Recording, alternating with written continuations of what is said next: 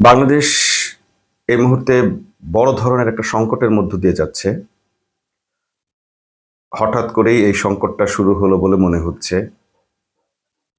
বারবার বিএনপির পক্ষ থেকে বলা হচ্ছিল নির্বাচিত সরকার আসলে সব ঠিক হয়ে যাবে। ভারতও একই কথা বলছিল, তারাও নির্বাচিত সরকারের প্রত্যাশায় বসেছিলেন।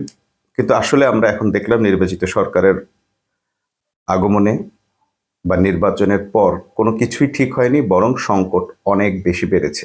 যেসব সংকট এতদিন আমাদের চোখেই পড়ে নাই, সেই সংকটগুলো এখন আমাদের গায়ের উপর এসে পড়ছে।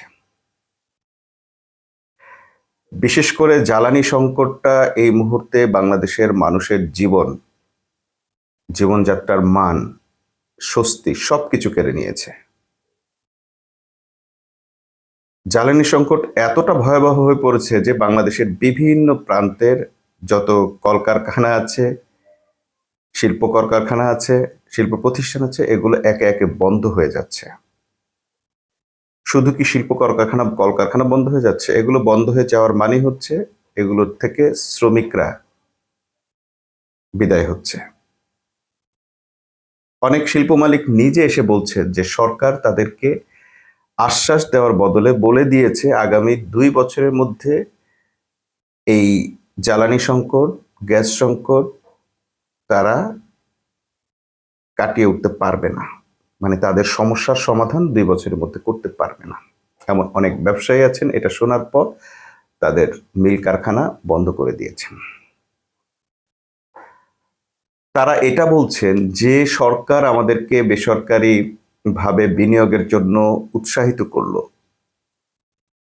আমাদেরকে ডেকে আনলো, আনার পরে আমাদেরকে দিয়ে ইপিজেড করানো হলো, এরপর অর্থনৈতিক অঞ্চল করা হলো, ইপিজেড করে সেখানে আমাদেরকে বড় অ্যামাউন্টের টাকা সেখানে খরচ করালো। 11-12 হাজার কোটি টাকা পর্যন্ত খরচ করিয়েছে সরকার।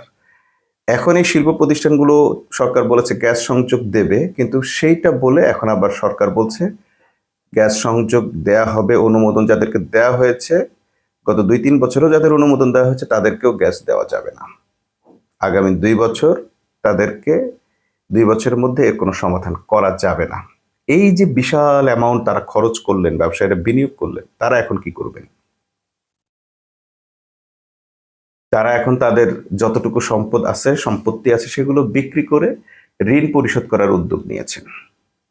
একজন শিল্প মালিককে পথে বসিয়ে দিলে শুধু কি সে একাই পথে বসে? তার সঙ্গে তার যে কলকারখানার যে শ্রমিকরা আছে তারাও কিন্তু পথে বসে যায়।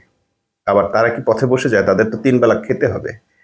তারা কি করবে? তারা রাস্তাঘাটে নামবে এবং তারা চুরি, ডাকাতি, ছিনতাই, অর্থাৎ আইন শৃঙ্খলা পরিস্থিতির যে অবনতি এখনো চলছে, তার চেয়ে ভয়াবহ চিত্রটা আমরা খুব অল্প সময়ের মধ্যে দেখতে পাবো। চতুর্দিকে সংকট।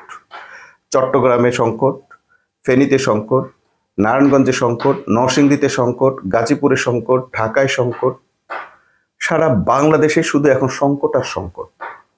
রাস্তায় নামলেই কিংবা সোশ্যাল সাইট খুললে আমরা এখন সেই সংকটের খবরগুলো অল্প বিস্তর পাই। মেইন স্ট্রিম মিডিয়াগুলো খুব বেশি প্রচার করছে না, তাদের টোটাল অ্যামাউন্ট অফ টাইম তার মধ্যে থেকে খুব সামান্য কিছু তারা সংবাদ দিচ্ছে। কিন্তু অনেক পত্রিকা, বিশেষ করে প্রথম আলোর মতো পত্রিকা, তারা অন্য কিছু দিয়ে মানুষকে মনোযোগ দূরে রাখার চেষ্টা করছে। সম্প্রতি আমরা দেখলাম প্রথম আলো খুব শোরগোল শুরু করেছে এবং প্রথম আলোর পাশাপাশি এখন সোশ্যাল সাইটেও সেটা শোরগোল। সেটা হচ্ছে যে অমুক প্রতিমন্ত্রীর দ্বৈত নাগরিক নিয়ে। এই দ্বৈত নাগরিক নিয়ে প্রশ্ন তো প্রধানমন্ত্রীর আছে, কই তাকে তো আপনি প্রশ্ন করতে যাচ্ছেন না যে তিনি কি দ্বৈত নাগরিক কিনা, তিনি নাগরিকত্ব ছেড়ে আসছেন কিনা, এই প্রশ্নটা তাকে করছেন না। আনিসুল হক দেখলাম, প্রথম আলোর উপসম্পাদক আনিসুল হক দেখলাম যে ওই প্রতিমন্ত্রীকে উদ্দেশ্য করে বলছেন যে এত কথা কার জ্বলে না সেইটা প্রশ্ন না, প্রশ্ন হচ্ছে আপনি ছেড়ে আসছেন কিনা। এই প্রশ্নটা আপনি প্রধানমন্ত্রীকে করছেন না কেন? আরো যারা দ্বৈত নাগরিক আছে তাদেরকে কেন করছেন না? আর এই প্রশ্নটা এখন বড় করে করছেন কেন? দ্বৈত নাগরিকের প্রশ্নটা সাম্প্রতিক প্রতিমন্ত্রী এখন অনেকেই বলছে যে শামা ওয়ায়েদকে প্রথম আলো চায়, আর তার আরো একজন যে প্রতিমন্ত্রী দেওয়া হয়েছে তার ব্যাপারে প্রথম আলোর গাত্রদাহ আছে। সাংবাদিক ইলিয়াসের এক পোস্টে দেখলাম যে প্রথম আলোর যেহেতু গাত্রদাহ আছে তাহলে লোক বোধহয় এটাই ভালো হবে। তো এটা একটা বাস্তব জিনিস, এবং প্রথম আলোর শুধু গাত্রদাহ না, আমরা দেখলাম আনিসুল হকের বক্তব্যের মাধ্যমে আসলেই তাদের গাত্রদাহ আছে, এবং প্রতিমন্ত্রী নিজেও বললেন যে কারা রিপোর্ট করেছে, তারা কারা, তাদের উদ্দেশ্য কি, সেটাও তিনি তাদের গায়ে জ্বালাটা কেন। হ্যাঁ, এটা বাস্তব। পররাষ্ট্রমন্ত্রী নিয়ে যদি আপনার প্রশ্ন না থাকে, প্রধানমন্ত্রী নিয়ে যদি আপনার প্রশ্ন না থাকে, তাহলে একজন প্রতিমন্ত্রী নিয়ে আপনার প্রশ্ন কেন, তাও আবার এই প্রতিমন্ত্রীকে নিয়ে কেন? অর্থাৎ প্রথম আলোর এই গোষ্ঠীটা চাইছে যে কোনোভাবেই যেন শামা ওবায়েদ প্রতিমন্ত্রী হিসাবে থাকে। গুড, কে থাকবে কে না থাকবে, প্রথম আলোর যদি এই ধরনের ট্রিটমেন্ট দিতে হয় দিক। কিন্তু আমাদের প্রশ্ন হলো, প্রথম আলো মানুষের নজরটা এই দিকে সরাচ্ছে কেন? এবং আরেকটা প্রশ্ন, সেটা হচ্ছে যে এখন যে সংকটটা সবচেয়ে বেশি, সেটা হচ্ছে বিদ্যুৎ ও জ্বালানির সংকটটা। এই বিদ্যুৎ ও জ্বালানি প্রতিমন্ত্রীকে কেন কোনো প্রশ্ন করা হচ্ছে না? বিদ্যুৎ ও জ্বালানি প্রতিমন্ত্রীকে নিয়ে কোনো কথাও কেন হচ্ছে না? কোথাও তাকে দেখা যাচ্ছে না। কারণটা কি? তার নাম কি? তিনি কে? এইটা আমি আমার দর্শকদের জন্য বলবো, আপনারা এটা একটু খুঁজে বের করে দেখে নিন। হঠাৎ করে বিদ্যুৎ ও জ্বালানির এমন তীব্র সংকট, এমন তীব্র লোডশেডিং কেন শুরু হলো? এর পেছনে কি মন্ত্রীর হাত আছে, নাকি প্রতিমন্ত্রীর হাতও থাকতে পারে? এর অনেকগুলো খবর আমাদের ভেতর থেকে আমরা কিছু খবর জানি, যেগুলো আমরা যেহেতু সোর্স নেই, মানে মানে রিনাউন্ড সোর্স নেই, কিন্তু বা বলার মতো সোর্স নেই, সোর্স যেহেতু এগুলো বলবে না, বা এগুলো আসলে আমরা সব সংবাদ তো আর এমনিতেই বলতেও পারবো না, আপনারা নিজেরা নিজ দায়িত্বে একটু খোঁজ নেন যে বিদ্যুতের সংকটটা আসলে কি বিদ্যুৎ মন্ত্রীর কারণে নাকি প্রতিমন্ত্রীর কারণে, বা বিদ্যুৎ মন্ত্রী কি করছে, প্রতিমন্ত্রী কি করছে, বা প্রতিমন্ত্রী নিয়ে কোনো আলোচনা নেই কেন, যেখানে অন্য একটা মন্ত্রণালয়ের প্রতিমন্ত্রীকে নিয়ে এত শোরগোল, এত আলোচনা, সেখানে এই প্রতিমন্ত্রী আলোচনার বাইরে কেন, যেখানেই সবচেয়ে বড় সংকটটা শুরু হয়েছে? এটা আসলে আমাদেরকে ভেবে বের করতে হবে, জানতে হবে। আমরা অনেক কিছু এখন আর বলতে পারি না, বাংলাদেশের পরিস্থিতি আর আগের মতো নেই, বিশেষ করে ইন্টারিম গভর্নমেন্টের মতো যেহেতু নেই, তাই অনেক কিছু আমাদেরকে এখন চেপে যেতে হচ্ছে।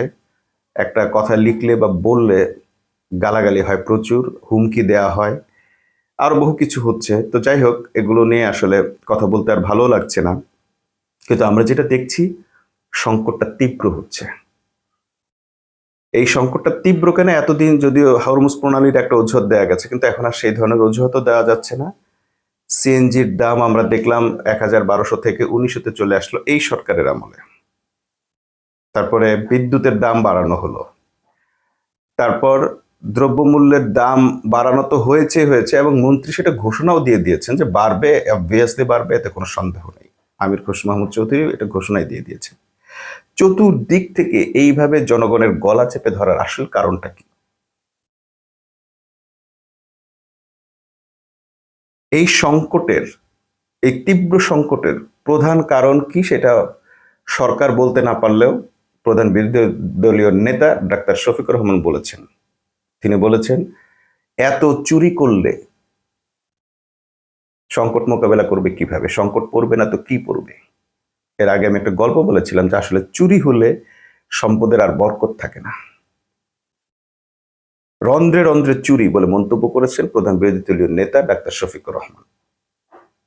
এবং সরকার দলের একজন এমপি, এখন স্বতন্ত্র থেকে এবার নির্বাচন করেছেন, সরকার তাকে সমর্থন দেয়নি, রুমিন ফারহানা, তিনি বলেছেন যে অমুক তো আসছে মাল কামাইতে, মাল কামানো হবে, চলে যাবে। পুরো পরিস্থিতি দেখে মনে হচ্ছে যে রুমিন ফারহানা যে কথাটা বলেছিলেন এখন সেইটাই বাস্তবায়িত হতে যাচ্ছে। খুব অল্প সময়ের মধ্যে বিভিন্ন প্রজেক্টের নামে ব্যাংক থেকে হাজার হাজার কোটি টাকা লোন নিয়ে দেশের এমন একটা পরিস্থিতি সৃষ্টি করে সম্ভবত মাল কামানো শেষ হলে তিনি চলে যাবেন। এখন প্রশ্ন হলো, তাহলে জনগণের কি পরিস্থিতি হবে? জনগণের হয়তো আবার ডক্টর ইউনূসের মতো কাউকে ধরে নিয়ে আসতে হবে, অথবা পূর্বের ভুলগুলো থেকে শিক্ষা নিয়ে জনগণকে এবার অন্য কোনো পথে যেতে হবে, যে পথ তারা গতবার নিতে পারেননি। এবং সেটা নিতে পারেননি কারণ তখনও বিএনপির প্রতি বিপ্লবীদের ভালো আস্থা ছিল। যদিও যারা বিএনপির সঙ্গে বিগত সময় রাজনীতি করেছে, বিএনপির দুর্নীতিগুলো দেখেছে, তারা অবশ্য এতটা আস্থা রাখেনি, কিন্তু একটা গ্রুপ শেখ হাসিনাকে তাড়ানোর সাথে সাথেই আবার আর বিএনপির প্রতি এক ধরনের মনস্তাত্ত্বিক আস্থা পোষণ করেছেন, বিশেষ করে খালেদা জিয়ার প্রতি আস্থা।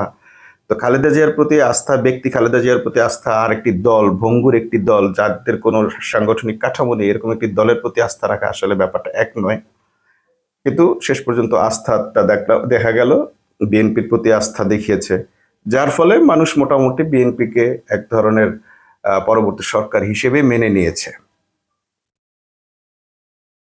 এবং আমরা যেটা দেখলাম সেটা হচ্ছে যে এখন বিএনপি ক্ষমতায় আসার পর দেশের অবস্থা লেজে গোবরে করে ফেলেছে।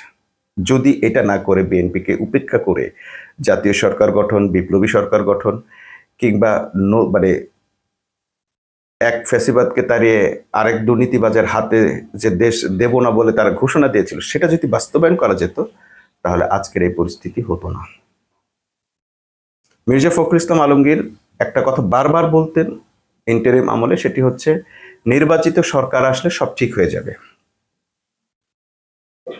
তার কথার সাথে আমি আসলে সম্পূর্ণ একমত। কেন একমত? কারণ যদি সত্যি সত্যি নির্বাচিত সরকার হতো তাহলে আসলেই সমাধান হয়ে যেত। নির্বাচিত সরকার মানে হচ্ছে অধিকাংশ জনগণের ভোটে যে সরকার। অধিকাংশ জনগণের ভোটে যে সরকার হয়, জামাতের কিছু সমাবেশে দেখবেন যে জামাতের আমির যখন হাত এভাবে মুট করেন, স্লোগান বন্ধ। আর তারেক রহমান ভাই স্লোগান দিও না, ধমকাইতে হয়, তারপর স্লোগান চলতে থাকে। অর্থাৎ নিজেরা নিজেদের কর্মীদেরকে নিয়ন্ত্রণ করতে পারে না, নিয়ন্ত্রণ করার ক্ষমতা নাই। এবং তার চেয়ে বড় কথা হচ্ছে যে জনগণ যদি কাউকে ভোট দিয়ে নির্বাচিত করে তবে তার কথাই শোনে, কিন্তু যদি ভোট দিয়ে নির্বাচিত না করে এবং জনগণ যদি বোঝে যে তারা ভোট দিয়েছে এক পাল্লায় কিন্তু ভোট পেয়েছে আর পড়েছে আরেক পাল্লায়, তারা যাকে ভোট দিয়েছে সে নির্বাচিত হয়নি, হয়েছে অন্য কেউ, মেকানিজম হয়েছে, ডিসিদের কিনে নির্বাচিত হয়েছে বা কোনো ধরনের ম্যানিপুলেট করে জয়ী হয়েছে, যেটা আমরা দেখলাম রেজওয়ানার বক্তব্যে যে অমুক দিয়ে আমরা মেইন স্ট্রিম হতে দিইনি। তার মানে হচ্ছে এখানে নির্বাচিত সরকার আসেনি কারো মনোনীত সরকার ব্যবস্থা বা কারো কাছের মানুষ বা তাদের যে খুবই সূক্ষ্মভাবে যে মেকানিজম করা যে সরকার পদ্ধতি বা যে ব্যবস্থাপনা, তার মধ্য দিয়ে একটা সরকার এসেছে। অর্থাৎ এটাকে পুরোপুরি নির্বাচিত সরকার বলা যাচ্ছে না। যেটা আমরা দেখলাম উপদেষ্টারা নিজেরাই বলছে যে তাদেরকে মেইন স্ট্রিমে আসতে দেয়নি, অর্থাৎ উপদেষ্টাদের এইখানে অবশ্যই একটা ভূমিকা ছিল। এবং আমরা যেটা দেখেছি যে আমাদের যে বিশাল জ্বর হয়েছিল, দাঁড়িপাল্লার যে গান, মানুষ লাখে লাখে মানুষ যাচ্ছে আসছে, মানে ভোট দিতেই যাচ্ছে দাঁড়িপাল্লার স্লোগান দিতে দিতে, কিন্তু ভোট কেন্দ্রে গিয়ে আমরা রাত মধ্যরাত পর্যন্ত দেখলাম, 9টা 10টা পর্যন্ত দেখলাম ভোটের রেজাল্ট একরকম, একটা দল জিতে যাচ্ছে। তারপরে আমরা দেখলাম হঠাৎ করে ভোট গণনা বন্ধ, রেজাল্ট বন্ধ, মিডিয়াগুলো কু হয়ে গেল, মিডিয়াগুলো মনে হলো যে কুই হয়ে গেছে, কারণ মিডিয়াগুলোর আর কোনো প্রচারণা নেই, হঠাৎ করে সমস্ত সংবাদ উল্টাপাল্টা হতে লাগলো। তো এইখান থেকে এখন এরপরে আবার আমরা যখন দেখছি যে দেশের এই বড় ধরনের সংকট এবং সেটা সরকার মোকাবেলা করতে পারছে না, তখন আমাদের ধরে নিতেই হচ্ছে যে এখানে একটা মেকানিজম হয়েছে, যে মেকানিজমের ফলে আমরা এখন আর ওই যে মির্জা ফখরুল ইসলাম আলমগীর বললেন যে নির্বাচিত সরকার আসলে তাহলে কি নির্বাচিত সরকার বাংলাদেশে আসেনি? যারা নির্বাচিত হয়ে এলো তারা তাহলে নির্বাচিত নয়, তারা ওইভাবে মেকানিজমে নির্বাচিত? এই প্রশ্নটা এখন আমাদের মনের মধ্যে তৈরি হয়েছে। কেন এই ধরনের সরকার, মানে ডিপ স্টেটের বা অন্য কারো দয়ায় বা অন্য কারো সহযোগিতায় আসা সরকারগুলো, আমি বলছি না যে এই সরকার অন্য কারো দয়ায় বা মুসলেকা দিয়ে বা ভারতের সঙ্গে শর্ত দিয়ে বা ডিপ স্টেট এই সরকারকে ক্ষমতায় এনেছে, এটি আমি বলবো না, বলছি না, কারণ হচ্ছে এটি বলার এখতিয়ার আমার নাই। যেটি গুঞ্জন আছে শুধু সেটুকু বললাম। কিন্তু সরকার ব্যর্থ হওয়ার পেছনে এটা একটা কারণ হয়। কেন কারণ হয় সেই জায়গাটায় আমি আসছি। সেটা হচ্ছে যে মনে করেন ডিপ স্টেট যেটা করে সেটা হচ্ছে যে তারা কাকে ক্ষমতায় আনবে এই ধরনের একটা চুক্তি তারা করে। তো যাদেরকে ক্ষমতায় আনবে তাদের সাথে যে চুক্তিটা করে, সেই চুক্তির মধ্যে তাদের বেনিফিটটাও লেখা থাকে। আমরা বিভিন্ন মাধ্যম থেকে যেটা জানি যে ডিপ স্টেট কিভাবে পরিচালিত হয়। ডিপ স্টেট কিভাবে অন্য একটা রাষ্ট্রকে, মানে রাষ্ট্রের ভিতরে থেকে রাষ্ট্রকে পরিচালনা করে, সেই পদ্ধতিগুলোর কথা যেগুলো আমরা যতদূর জানি, তাতে দেখা যায় যে ডিপ স্টেট নিজেরা ছায়া সরকারের মতো আড়ালে থাকে, আর সরকার প্রধান এবং সরকারের মন্ত্রীদেরকে তারা নিজেদের মতো করে পরিচালিত করেন, নিজেদের এজেন্ডা বাস্তবায়ন করেন। তো তারা যেটা করেন সেটা হচ্ছে যে একটা সরকারকে ক্ষমতায় আনার জন্য তারা একটা বিনিয়োগ করেন, তাদের অর্থ বিনিয়োগ করেন, তাদের কিছু সোর্স বিনিয়োগ করেন, তাদের কিছু এজেন্ট বিনিয়োগ করেন, এবং যখন সরকার তাদের মনোনীত সরকার প্রতিষ্ঠিত হয়, তো তারা যাকে ক্ষমতায় আনেন তার কাছ থেকে এক হচ্ছে এককালীন কিছু নেন, আর একটা হচ্ছে প্রতি বছর অর্থ বাজেটের পর তাদের কাছ থেকে একটা মোটা অঙ্কের ডলার তারা নিয়ে থাকেন। তো দেশের অর্থনীতি যদি অন্য কাউকে দিতে হয়, দেশের টাকা যদি অন্য কোনো ডিপ স্টেটকে দিতে হয়, তাহলে তো দেশের অর্থনীতির 12টা বাজবেই। কারণ তারা তো আর আমাদের ওই আলু বিক্রেতাদের মতো 10 টাকা 25 টাকায় দিচ্ছে না। তারা এমন কোনো বাজেটই ঘোষণা করে যেটার আসলে মূল্য অনেক বেশি, একটা রাষ্ট্রের মূল্যের সমান, একটা বাজেটেরও সমান হইতে পারে। তো এই ধরনের কোনো চুক্তি করে যদি কোনো ডিপ স্টেট বাংলাদেশে কোনো সরকারকে ক্ষমতায় আনে, তাহলে সেই ধরনের সরকার কখনো দেশ পরিচালনা করতে পারবে না, সে দেশে সংকট লাগবে। এই কথা আমরা অনেক আগের শুরুর দিকের একটা পর্বে বলেছিলাম, তখন এই সংকট শুরু হয় নাই। কিন্তু ওই যে আমরা যেটা বলেছিলাম সেটাই আজকে সত্য প্রমাণিত হলো, সেই সংকটটা কিন্তু শুরু হয়েছে। সংকটটা কতটা ভয়াবহ তা কিছু ভিডিও চিত্রের মাধ্যমে আপনাদের সামনে তুলে ধরে আজকের মতো এখানে শেষ করছি। আল্লাহ হাফেজ। ভিডিওগুলো অবশ্যই দেখে যাবেন।